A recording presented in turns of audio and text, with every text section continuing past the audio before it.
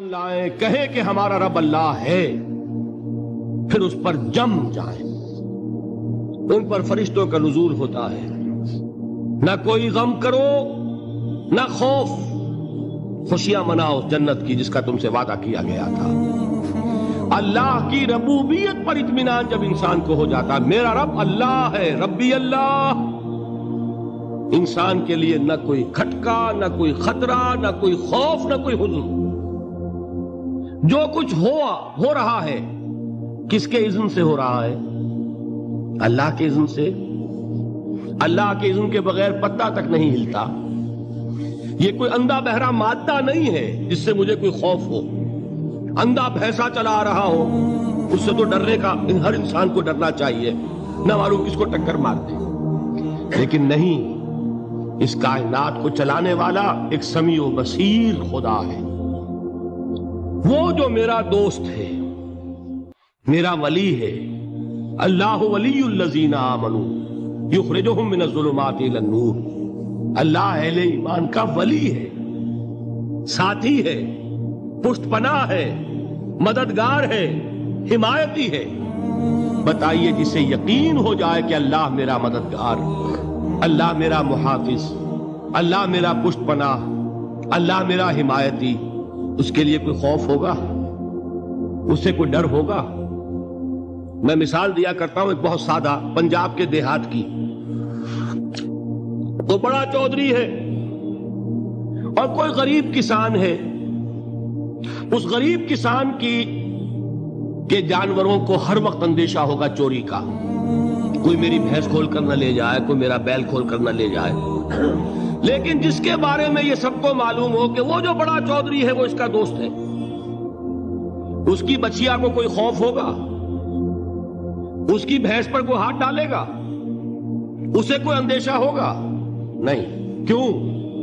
کہ وہ بڑا چودھری، بڑا اس کا یہاں کا سردار، جاگیردار، سب کو معلوم ہے وہ میرا دوست ہے، کوئی میرے خلاف اقدام نہیں کر سکتا۔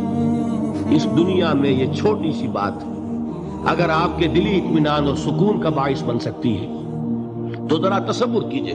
میں لفظ تصور استعمال کروں گا صرف اس لیے کہ اس کا ہم جس کو کہتے ہیں ادراک اور شعور کر نہیں سکتے، اگر کے ساتھ کر سکتے۔ اگر یقین ہو کہ اللہ میرا مددگار اور یقین ہو کہ اللہ ہر آن میرے ساتھ ہے، پھر کوئی خوف؟ کس کا خوف؟ کوئی شے اللہ سے بالا تر ہے؟ کوئی قوت اس سے زیادہ طاقتور ہے؟ کوئی اس کے ارادے کو بدلنے والا ہے؟ کوئی اس کی مشیت کے آڑے آنے والا ہے؟ یہی بات ہے جو حضور نے فرمائی۔ یہ ایمان کا حاصل ہے لب لباب، کہ دیکھو اچھی طرح اس بات کو ذہن نشین کر لو، اگر تمام انسان مل کر تمہیں کوئی نقصان پہنچانا چاہے نہیں پہنچا سکتے، مگر جو کچھ اللہ نے لکھ دیا ہو، اور تمام انسان مل کر تمہیں کوئی نفع پہنچانا چاہے نہیں پہنچا سکتے، مگر وہ شے جو اللہ نے طے کر دی۔ آپ پھر میں کہوں گا ذرا طاری کیجئے، اسے فرض کیجئے، اسے سوچئے۔ اگر اس حدیث پر ہمارا دل ٹھکا ہوا ہو تو کسی سے ڈر ہوگا؟ یہ مجھے نقصان نہ پہنچا دے، یہ میری رپورٹ خراب نہ کر دے، یہ میری انکریمنٹ نہ رکوا دے، یہ میرا یہ نہ بگاڑ دے، یہ میرے یہ نقصان نہ پہنچا دے۔ اس کا ڈر، اس کا ڈر، اس کا خوف، اس کی خوشامد، اس کے لیے جا کر طرح طرح سے اپنی عزت نفس کو ذلیل کروانا اس کے سامنے، یہ سب کچھ کیوں کرتا ہے انسان؟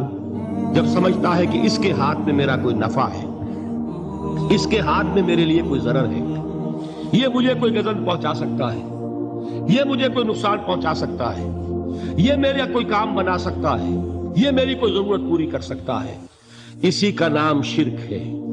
جہاں آپ نے یہ سمجھا کہ غیر اللہ کے اندر کوئی طاقت موجود ہے، وہی شرک ہے۔ بتوں سے تجھ کو امیدیں، خدا سے نومیدی، مجھے بتا تو صحیح اور کافری کیا ہے؟ شرک تو یہ ہے۔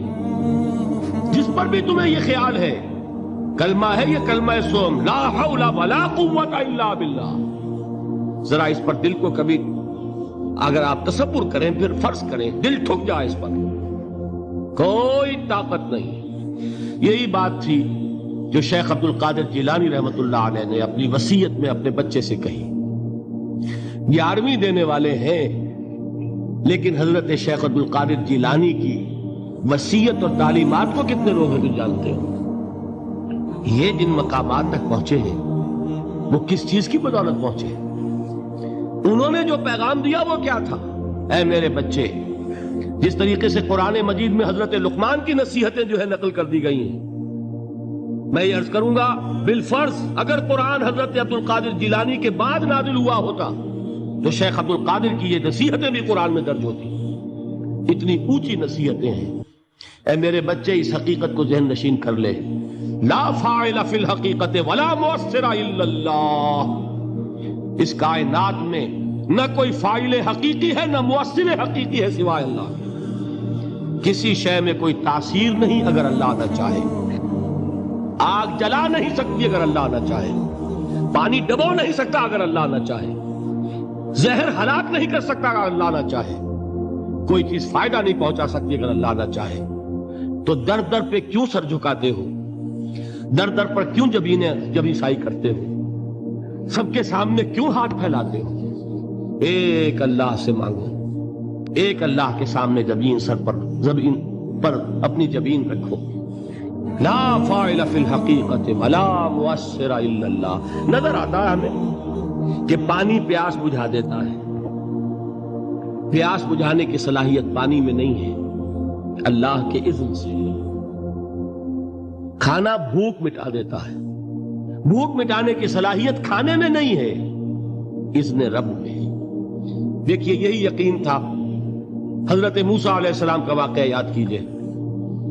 سامنے سمندر آ گیا ہے، قوم دیکھتی ہے پیچھے کہ گرد و غبار کا طوفان ہے. معلوم ہوا کہ فرعون اپنے لشکر سمیت آ گیا ہے.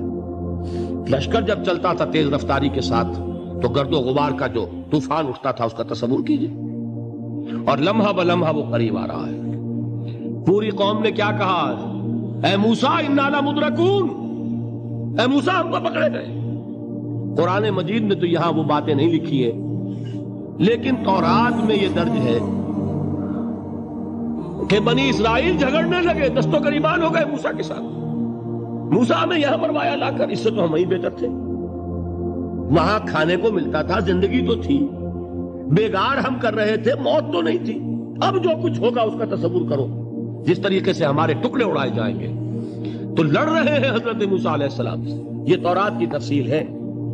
قرآن میں صرف اتنا آیا ہے، پریشان ہو کر انہوں نے کہا انا لمدرکون، موسیٰ ہم تو پکڑے گئے. اس وقت موسیٰ کا جواب کیا ہے؟ کلا ان معی ربی سیہدین. نہیں، میرے ساتھ میرا رب ہے، وہ راستہ دے گا. بتائیے کہاں راستہ نظر آ رہا ہے؟ یہ ہے ایمان بالغیب. راستہ نظر نہ آئے تب اللہ پر یقین ایمان ہے. جیب میں پیسے ہوں اور تب دل کو اطمینان ہے تو ایمان کس پر ہوا؟ پیسے پر، اللہ پر نہیں. جب وسائل و ذرائع نہ ہو اور پھر یقین ہو کہ اللہ مسبب الاسباب ہے، وہ اسباب کا پابند نہیں ہے، وہ اسباب کا محتاج نہیں ہے، اسباب اس کے محتاج ہیں. اگر یہ یقین ہے تو اللہ پر ایمان ہے. یہ نہیں ہے تو تمہارا ایمان اسباب پر ہے، وسائل پر ہے، ذرائع پر ہے، مادیات پر ہے، اللہ پر نہیں. اس وقت کہاں راستہ تھا؟ کوئی راستہ تھا؟ سمندر ہے اور ادھر سے لشکر آ گیا ہے. کلا ان معی ربی سیہدین.